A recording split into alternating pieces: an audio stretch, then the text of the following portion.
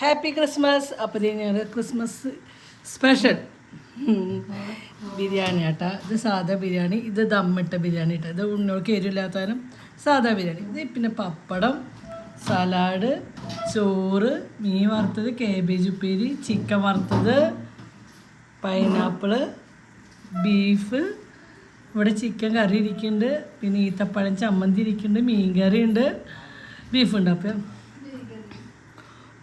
അത്യാവശ്യം സാധനങ്ങളുണ്ട്. അപ്പോൾ ചോറൊക്കെ ഞങ്ങൾ വെച്ചതല്ലാണ്ട് ഞങ്ങൾക്ക് അപ്പുറത്തുനിന്ന് തന്നതാണ്.